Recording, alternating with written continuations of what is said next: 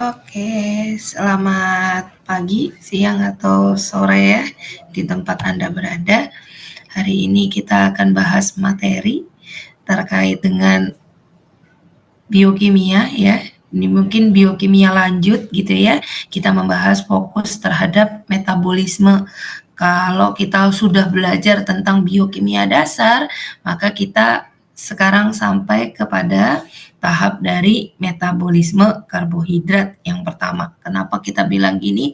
Karena proses dari karbohidrat ini panjang banget yang kita akan bahas.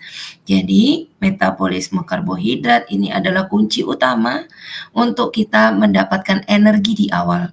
Jadi kalau kita lagi sakit flu nih misalnya gitu ya, jangan main ke makan proteinnya dulu atau makan ke yang lemaknya dulu gitu ya. Kalau lagi demam, lagi nggak enak badan, maka yang kita makan kalau orang Chinese gitu ya, itu akan mengajarkan kita makan bubur. Kenapa kok bubur? Karena kunci utama energi kita itu adalah di gula, glukosa. Nah, glukosa ini banyak banget kita bisa dapatkan pada pati yang kita dapat dari bubur. Semakin dia kita bantu untuk dicacah, maka dia lebih mudah masuk ke tubuh kita. Selain itu, karena karbohidrat ini punya enzim yang bisa memecah dia tahan terhadap panas. Itu kenapa kalau kita lagi demam, yang bisa aktif enzimnya adalah enzim khusus untuk mencerna karbohidrat. Sehingga untuk mempercepat mendapatkan energi, kita butuh makan bubur itu tadi ya. Jadi buburnya ini yang diambil adalah gulanya gitu ya.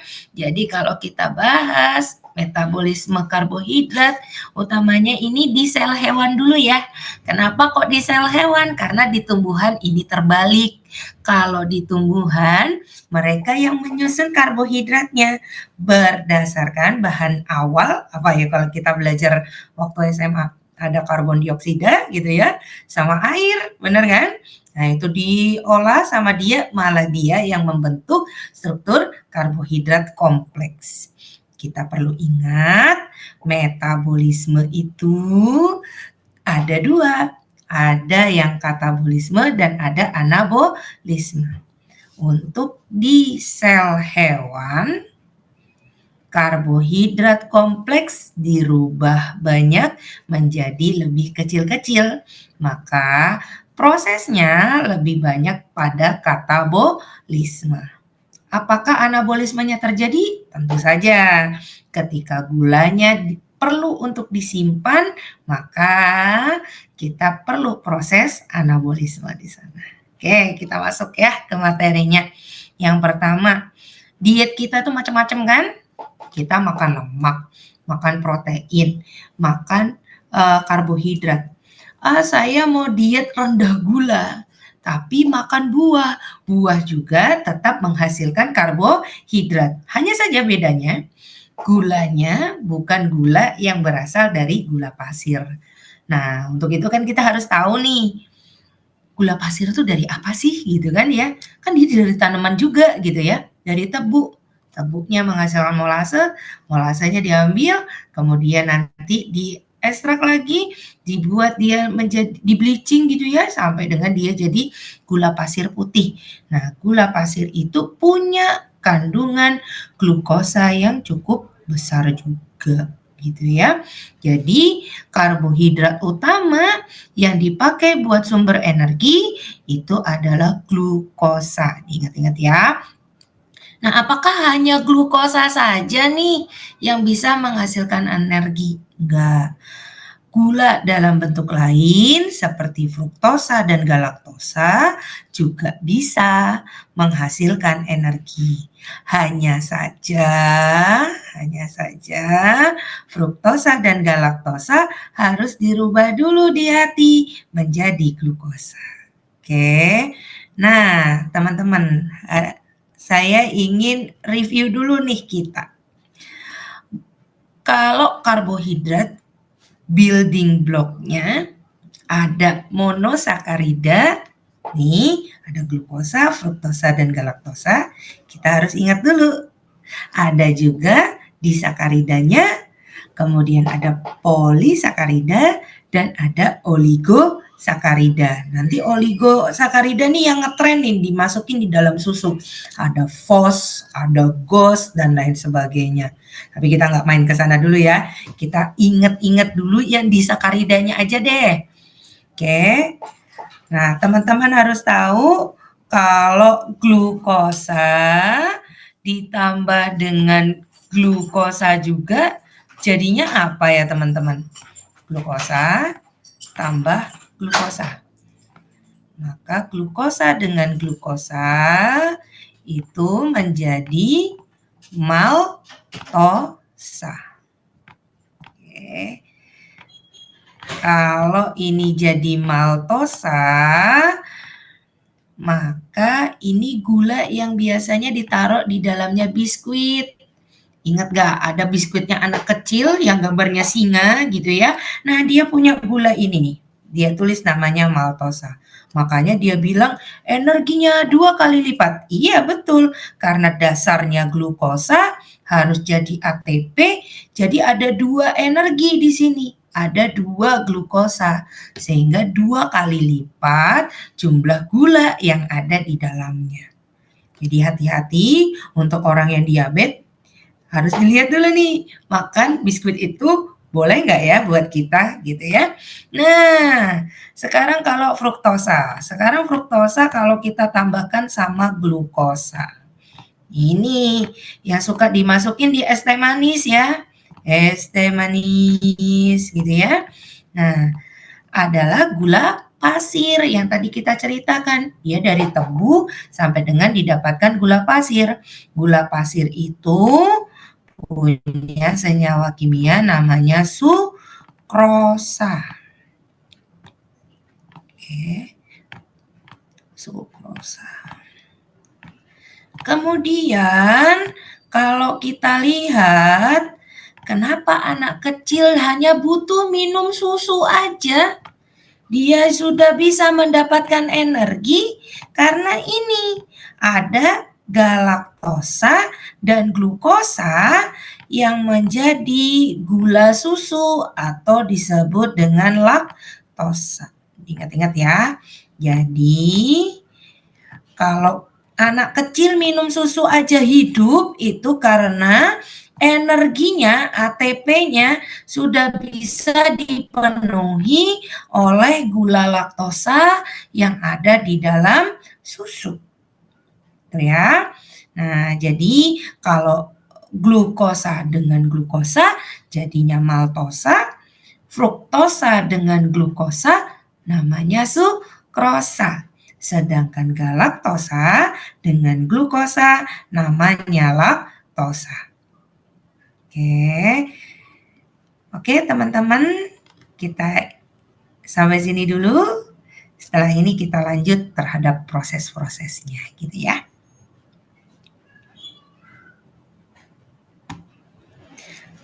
Oke teman-teman, tadi kita sudah belajar terkait dengan disakarida ya yang ada di dalam karbohidrat, dan kita sudah tahu konsepnya. Kunci utama mendapatkan energi dalam bentuk ATP diawali dari glukosa. Oke, sehingga glukosanya ini harus dirubah dalam bentuk apa sih gitu ya. Nah, kita proses di mana sih dia? Maka jadi kita tadi sudah belajar bagaimana metabolisme dari karbohidrat itu diawali dari bahan dasar adalah glukosa. Glukosa ini adalah kunci untuk kita mendapatkan ATP.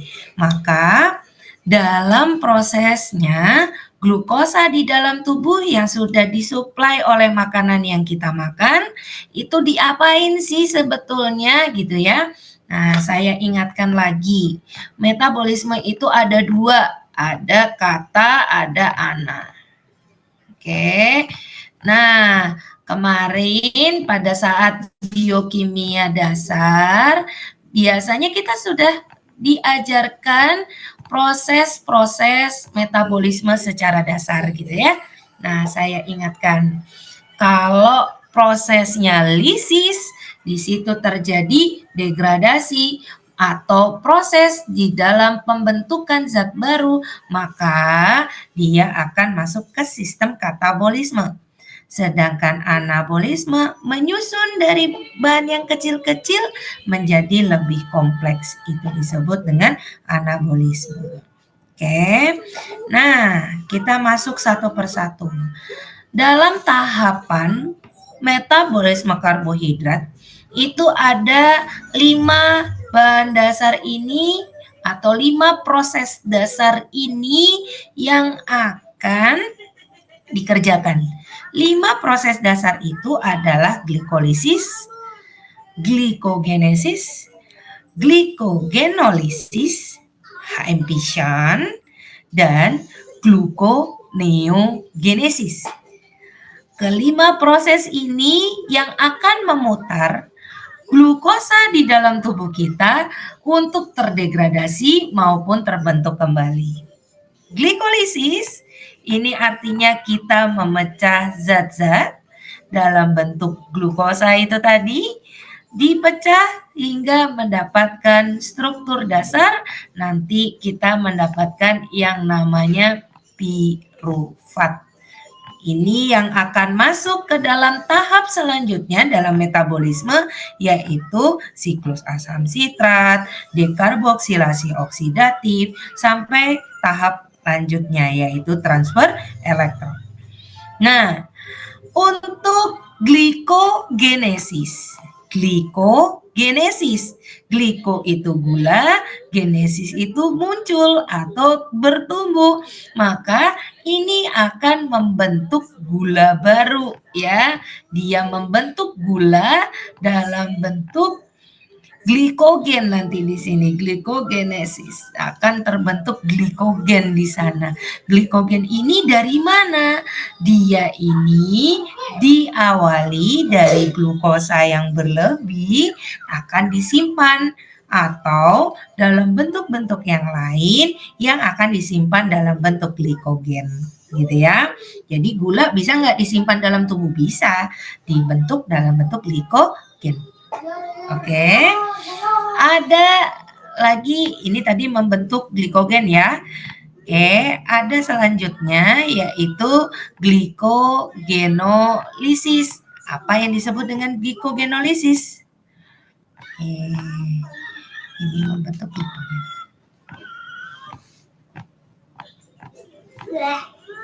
Bau.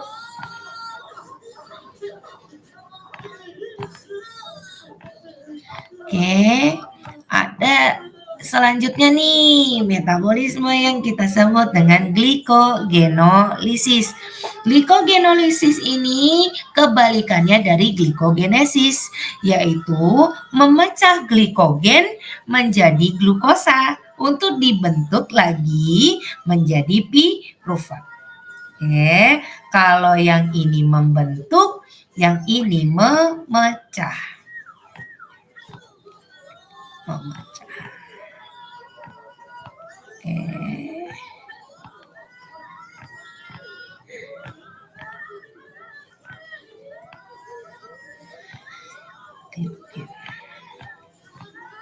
Oke, sedangkan HMP Shunt ini adalah mekanisme kita dibantu oleh hormon di sini. Nah, nanti kita akan belajar nih di sini. Bisa kita jelaskan kenapa orang bisa diabetes? Itu karena kuncinya ada di sini. Ini adalah proses penyeimbangan di mana glikogenesis, glikogenolisis, gluconeogenesis, dan glikolisis ini dilakukan keseimbangan. Supaya apa? Jumlah gula yang masuk di dalam tubuh kita dan gula yang dipakai untuk energi kita itu jumlahnya sama. Jadi proses ini adalah kesetimbangan untuk kadar gula yang ada di dalam tubuh. Yang terakhir adalah gluconeogenesis. Gluko itu gula, neo itu baru, genesis itu numbuh. Maka gluconeogenesis membentuk gula baru. Apa bedanya dengan glikogen? Kalau yang ini gulanya jadi glikogen, Kalau yang ini gula glukosa yang berasal dari protein, lemak yang kita makan gitu ya, supaya dia bisa masuk ke step pembentukan gula atau dia masuk ke dalam step pirufat.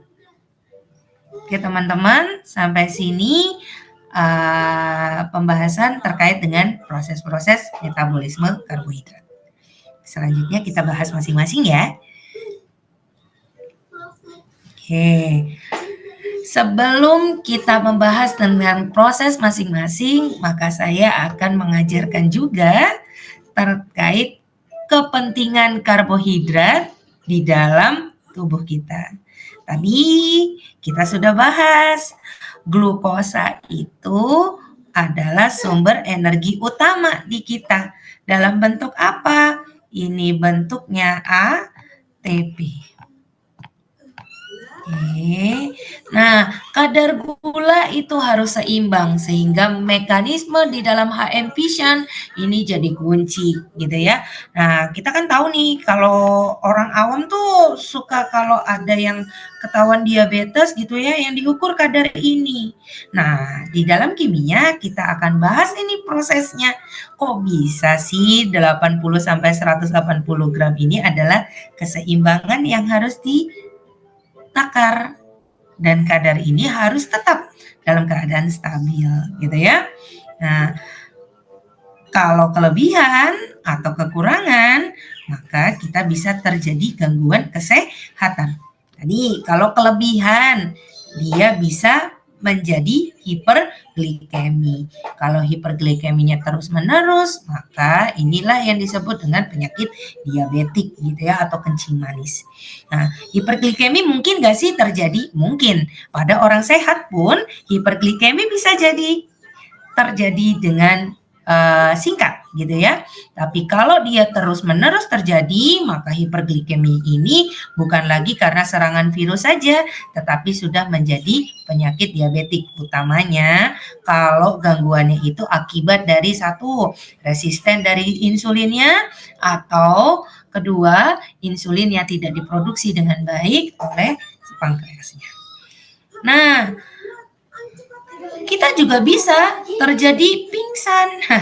Ini kalau ada yang upacara nggak makan dulu. Nah, itu mungkin saja terjadi yang disebut dengan hipoglikemia. Kita bilangnya ini lowbat ya. Orangnya jadi gampang sekali drop gitu ya. Karena hipoglikemi ini kekurangan dari suplai energinya. Ini banyak terjadi satu orang-orang yang diet rendah karbohidrat, bener-bener nggak makan karbohidrat. Nah, ini biasanya bisa terjadi.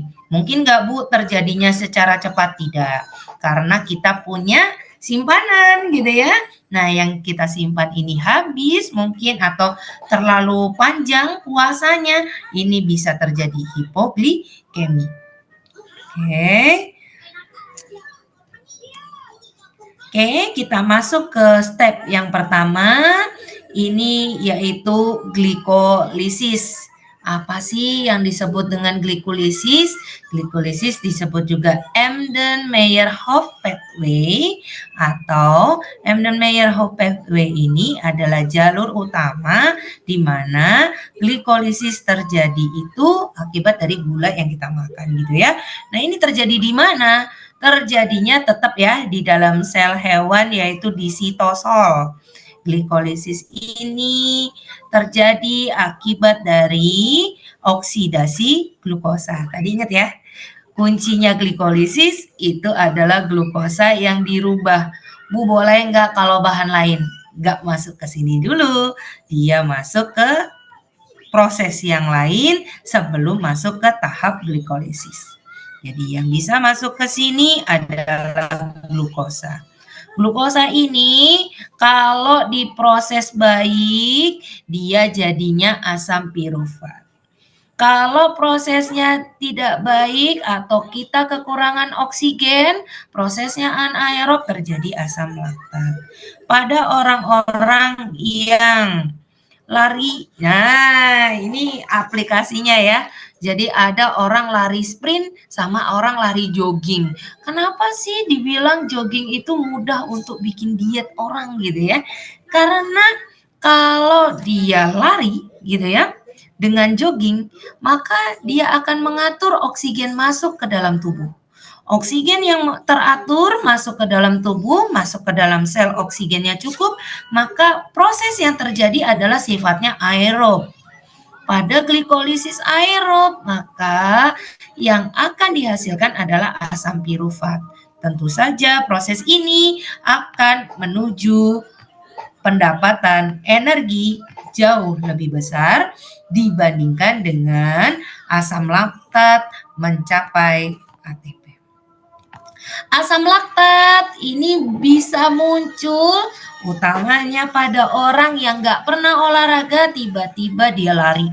Larinya kencang lagi gitu ya, lari sprint. Nah, orang-orang yang lari sprint gampang kram bilangnya gitu ya. Nah, kram itu tadi adalah hasil dari penumpukan asam laktat di sana, di ototnya. Penumpukan asam laktat yang berlebih menyebabkan otot itu menjadi kaku atau tegang gitu ya. Nah, ini kalau orang yang lari sprint itu lebih banyak proses ini terjadi. Jadi kalau kita mau kurus itu larilah dengan jogging. Kalau lari sprint itu hanya untuk bulking ya atau penumpukan untuk pembentukan protein, dia memperkuat supaya terjadi prosesnya karena sifat anaerob menghasilkan gula dalam bentuk asam laktat gitu ya. Nah, kemudian hasil akhirnya pada asam pirufat gitu ya. Nah, dari mitokondria, kemudian ke asetil-CoA, kemudian ke siklus Krebs, maka dibentuklah ATP. Oke. Nah, kalau pada proses itu, pada proses aerob yang terjadi seperti ini. Jadi kalau ada glukosa, kemudian kita pakai dulu nih energi yang kita punya. Kita juga butuh magnesium di sana. Maka kita bentuk glukosa 6 fosfat. Dari glukosa 6 fosfat dengan bantuan enzim di sini akan dirubah menjadi alfa fruktos 6 fosfat. Dari proses ini akan menuju ke fosfogliserat di sini. Nah, dari fosfogliserat akan terus sampai ke pirufat. Nah, ini kalau dia tidak dilanjutkan, maka piruvatnya ini tadi, nih piruvatnya itu bisa langsung masuk dioksidasi di dalam asam sitrat. Tapi kalau dia larinya sprint sampai oksigennya habis, misalnya seperti itu, terjadi proses anaerob, maka yang berubah menjadi asam asetat atau asam lain yang akan diproses menjadi asam. Ya. Oke. Ini jalur dari glikolisis. Oke. Reaksi-reaksi pada glikolisis umumnya ada dua arah, kecuali 3 reaksi berikut berjalan searah. Maksudnya apa? Glikolisis yang terjadi di eritrosit, karena eritrosit itu tidak punya inti sel ataupun organel yang lain gitu ya, maka respirasinya nanti tidak bisa terjadi.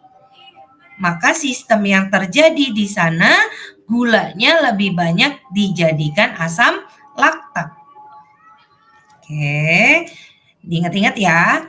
Glikolisis di eritrosit karena dia tidak punya inti sel dan organel sel, maka respirasinya tidak mencapai pirufat. Pirufatnya nggak dapat nih, pirufat di sini. Oke, piruvatnya tidak terjadi. Maka yang dihasilkan di sini adalah asam laktat. Jadi sistemnya adalah anaerob. Oke.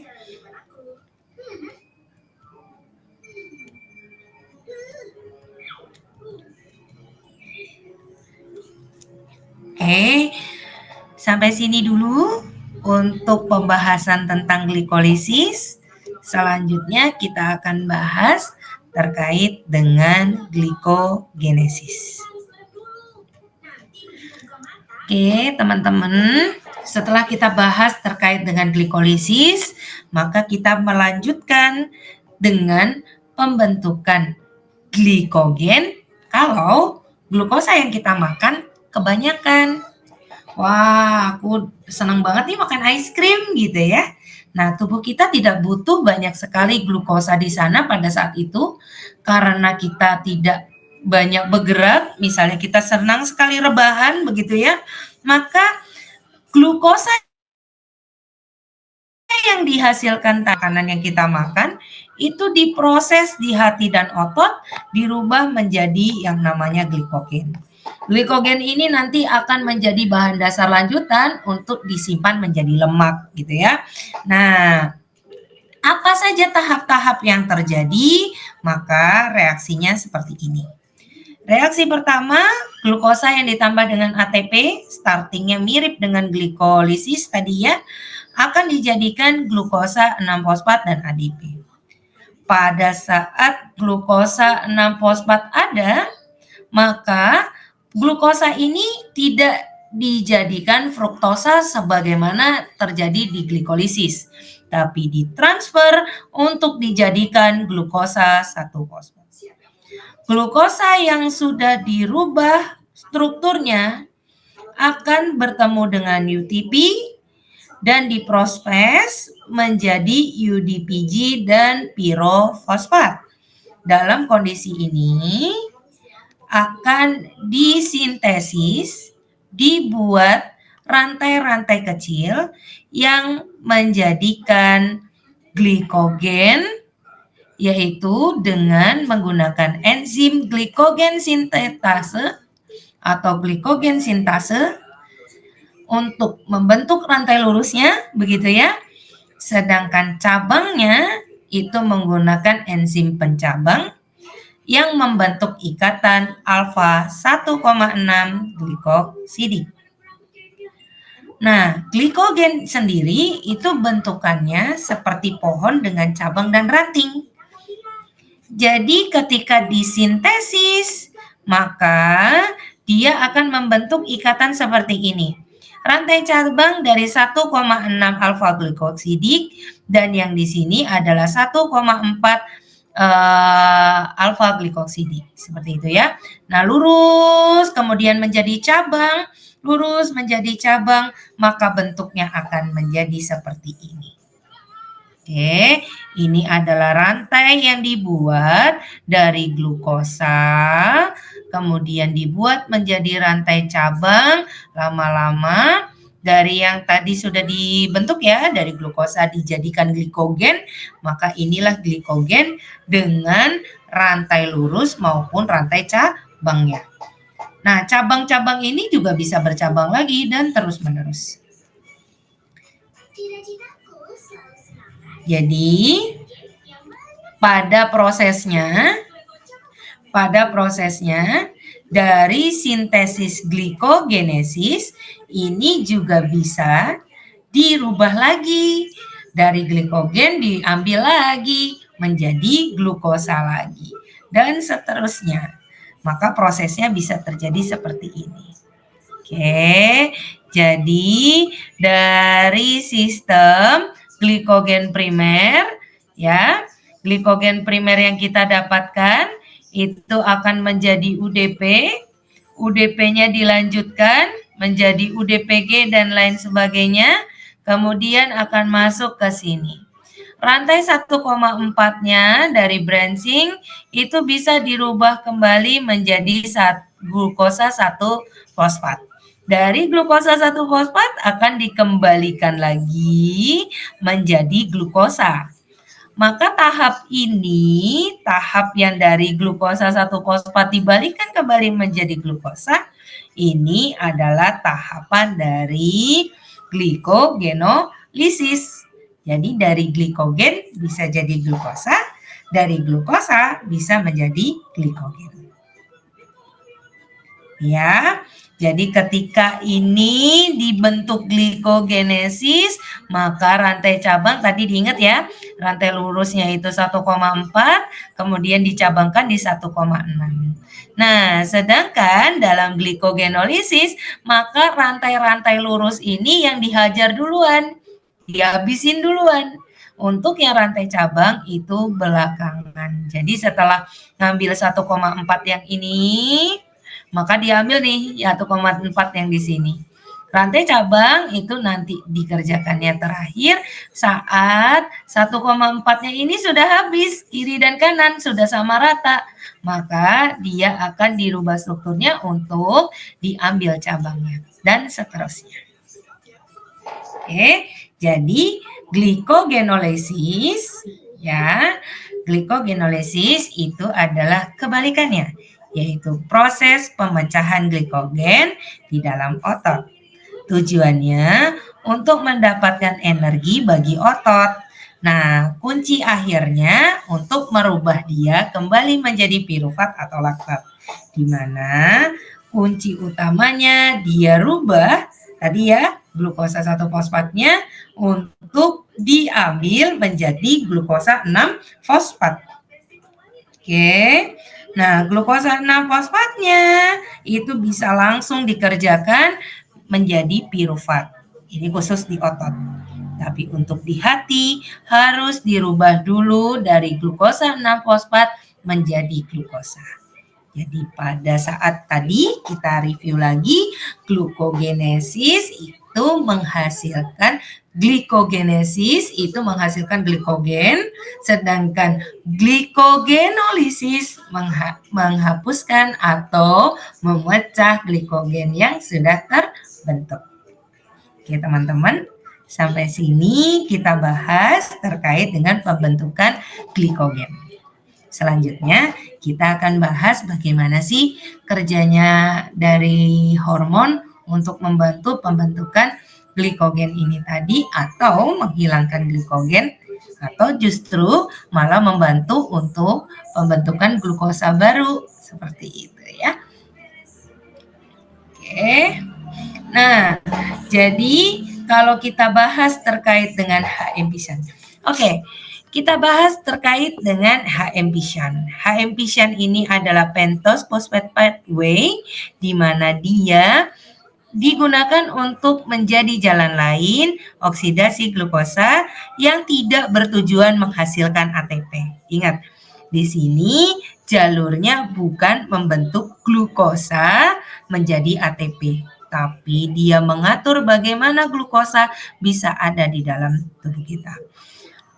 Aktif di dalam hati, jaringan lemak, kelenjar korteks adrenal, kelenjar tiroid, eritrosit, dan kelenjar mami. Jadi pada jalur ini menghasilkan NADPH, yaitu dengan mereduksi NADP. NADPH diperlukan untuk proses anabolik di luar mitokondria, seperti sintesis asam lemak dan steroid. Fungsi yang lain adalah menghasilkan ribosa 5-fosfat untuk sintesis nukleotida dan asam nukleat. Nih ya, jadi jalur HM Pisan di mana glukosa lagi-lagi dirubah menjadi glukosa 6-fosfat, maka jalur terakhirnya akan dirubah menjadi fruktosa 6-fosfat, itu bisa, atau dia dirubah menjadi bentuk lain seperti jaringan lemak dan lain sebagainya. Oke. Jadi ada hubungannya dari HM Pisan terhadap glukosa darah. Glukosa dapat dipakai oleh semua jaringan, disimpan dalam hati dan otot, glikogen sebagai glikogen, dan jaringan lemak sebagai triasilgliserol. Sumber glukosa darah yaitu ada karbohidrat makanan, glikogenolisis di hepar tadi ya. Nah, nanti terakhir kita bahas yaitu gluconeogenesis. Di sini kuncinya adalah hormon ya. Nanti itu ada hormon-hormon yang akan membantu, yaitu di insulin, kemudian ada growth hormone, epinefrin, dan glukagon. Hormon yang berasal dari pankreas adalah insulin. Yang dari adrenal ya, itu ada epinefrin dan glukagon. Sedangkan yang dari hipofisa anterior ada growth hormone. Oke, apa sih fungsinya mereka? Jadi dalam proses-proses tadi glukosa menjadi bentuk lain gitu ya, maka akan dibantu oleh ini. Hormon apa saja? Oke, ketika menaikkan atau merangsang glukagon muncul, itu diakibatkan oleh kadar glukosa darah yang turun. Jadi kalau glukosa darah kita lagi turun nih, lagi mau hampir kena hipoglikemi gitu ya, maka diupayakan oleh ginjal kita untuk dibentuklah hormon glukagon ini untuk membantu proses gluconeogenesis atau glycogenolisis terjadi. Maka sinyal dari hormon ini akan membantu proses itu terjadi.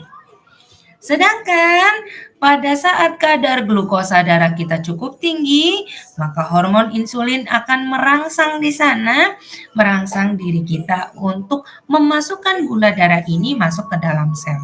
Sehingga terjadi proses glikolisis. Tuh, kenapa?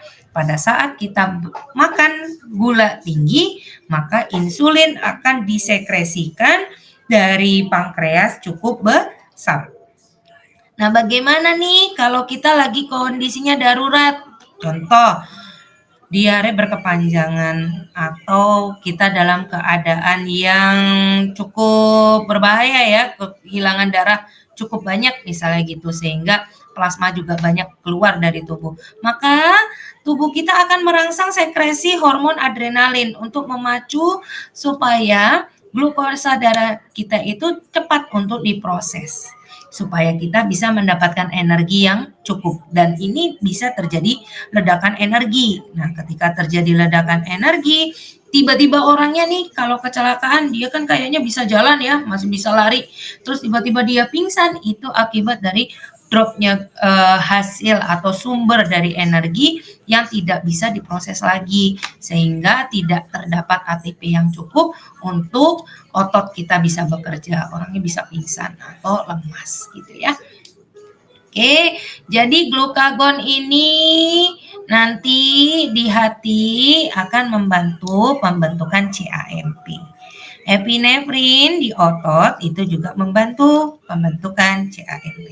Sehingga kalau CAMP-nya itu bisa menghambat glikogen sintase atau menghambat glikogenesis, maka akan memacu yang disebut dengan glikogenolisis. Tadi di proses HMP-Shan, di mana glukosa akan dirubah menjadi tempat lain, maka ini akan diganggu oleh glukagon. Jangan dibuat menjadi glikogen. Dihentikan untuk membuat energi yang cukup besar. Nah, insulin itu nanti kebalikannya. Dia justru memicu untuk gula yang dimasukkan di dalam tubuh kita ya, itu bisa dibuat menjadi glikogenesis atau pembentukan glikogen. Jadi dia berusaha untuk memacu semua gula yang ada dalam darah, semuanya masuk ke dalam sel otot atau di dalam sel lainnya. Supaya apa? Bisa diproses menjadi ATP. Tapi kalau kita tidak banyak bergerak, kita rebahan saja, tapi makan es krim, bentar lagi makan gula lain, makan minum es teh, dan lain sebagainya, maka insulin akan memaksa untuk membentuk glikogen dengan memacu glikogen sintase terjadi. Oke, sehingga terjadilah memacu glikogenesis.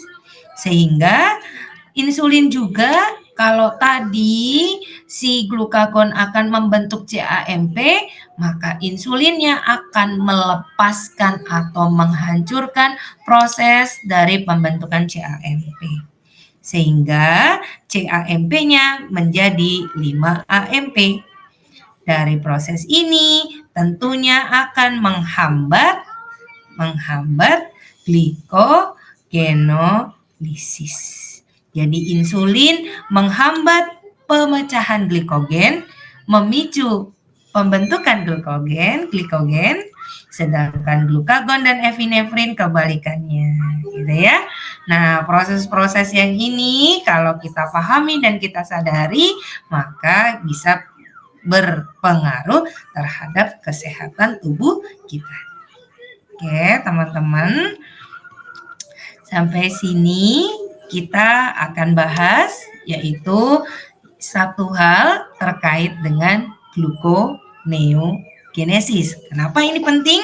Karena gluconeogenesis ini adalah sumber gula yang kita tidak makan gula. Nah, kalau orang diet ini pasti penasaran, kenapa kok bisa kita tetap berenergi gitu ya? Padahal saya sudah tidak minum es teh, saya tidak makan es krim dan lain sebagainya. Oke, kita bahas di materi selanjutnya.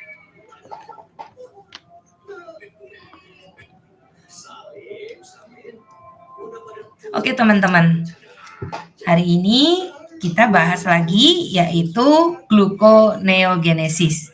Kemarin kita sudah bahas ya, kita sudah jelaskan terkait dengan materi-materi terkait dengan glikolisis, glikogenesis, glikogenolisis gitu ya. Nah, yang sekarang kita bahas gimana caranya tubuh kita memproduksi gula. Ini kayak pabrik gula dia ya. Jadi dia memproduksi gula tapi bukan dari bahan gula. Oke, nih ya. Jadi gluconeogenesis yang artinya pembentukan gula baru ya. Ini berasal dari bahan bukan karbohidrat. Ingat-ingat.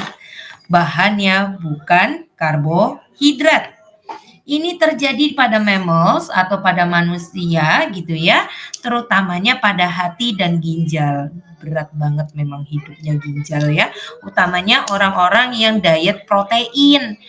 Dalam tatanan metabolisme, protein itu termasuk energi yang paling terakhir. Jadi jangan terpengaruh dengan diet-diet yang mengatakan hanya makan protein, itu justru memperberat kerja ginjal kita dan hati kita.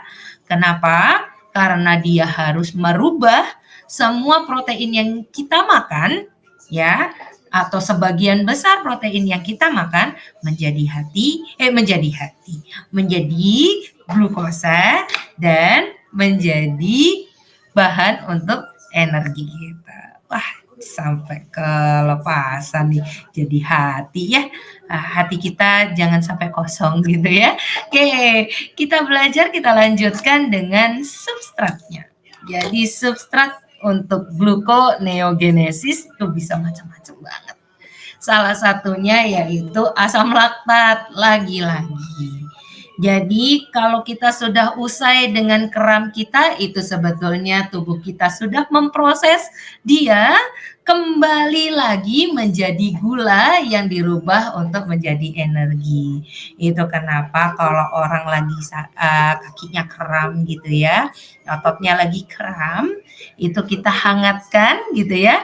Nah, itu memicu proses-proses untuk ini nih, banyak asam laktat di sini nih untuk diproses kembali menjadi gula gitu ya.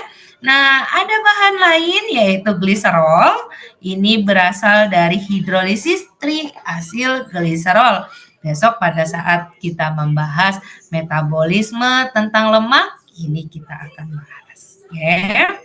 Kemudian jangan salah, kemarin kalau kita bahas tentang metabolisme dasar, biokimia dasar ya, biokimia dasar, maka kita akan menemukan yang namanya asam amino yang sifatnya glukogenik atau mudah sekali kita proses untuk menjadi glukosa.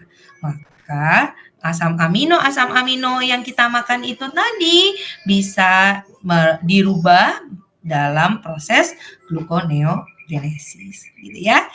Kemudian kita lanjut, ada, nah ini yang agak nggak mungkin ya terjadi di manusia ya. Meskipun kita mammals, tapi kita nggak punya 5 lambung. Kita ingat ya, bahwa sapi, kuda, kerbau, kambing itu punya 5 lambung. Salah satu bahan yang bisa dikerjakan untuk dihasilkan gula bagi ruminansia itu adalah asam propion. Oke. Nah, dari tadi kita sudah bahas bahwa gluconeogenesis itu penting sekali untuk penyediaan glukosa bila dalam karbohidratnya itu tidak cukup di dalam diet kita. Misal nih, orang-orang yang diet itu ya, protein tinggi gitu ya. Nah, maka sumber energi dia itu berasal dari sini. Oke, kuncinya apa? Maka makanlah protein-protein yang sifatnya glukogenik yang bisa memicu pembentukan gula supaya tubuh kita tetap berenergi ya. Nah, ini jangan dilakukan pada orang-orang yang memiliki masalah terhadap gangguan hati dan ginjal. Bisa bermasalah nih. Karena apa? Proses ini membutuhkan energi yang cukup besar. Oke. Jadi kalau tubuh kita membutuhkan sekali pasokan gula gitu ya yang berkelanjutan seperti sistem saraf dan eritrosit kita, maka gluconeogenesis ini menjadi kunci untuk mengambil bagian dari tubuh kita yang sifatnya tadi ya dengan kriteria tadi, salah satunya adalah asam amino yang glukogenik, maka bisa dibantu menggunakan enzim-enzim ini supaya dia bisa dirubah menjadi kuncinya tetap sama di glukosa 6-fosfat. Oke, ini adalah beberapa proses yang terjadi di mana dalam laju gluconeogenesis itu terjadi alur yang dipotong. Di manakah yang dipotong? Maka yang dipotong adalah proses-proses untuk pembentukan pirufat. Oke, pirufat kinase ini akan berproses di sini sehingga nanti jalurnya bisa bolak-balik untuk dibentuk menjadi glukosa. Oke, jadi dari enzim-enzim pirufat karboksilase, fosfoenol pirufat, karboksikinase, kemudian fruktosa 1,6 bifosfatase dan glukosa 6 fosfatase bisa dikerjakan. Oke, mungkin sampai sini dulu kelima proses dari metabolisme karbohidrat yang pertama. Kita akan lanjutkan dengan proses metabolisme karbohidrat dan bahan yang lain pada metabolisme selanjutnya. Terima kasih sudah menonton. Bye-bye.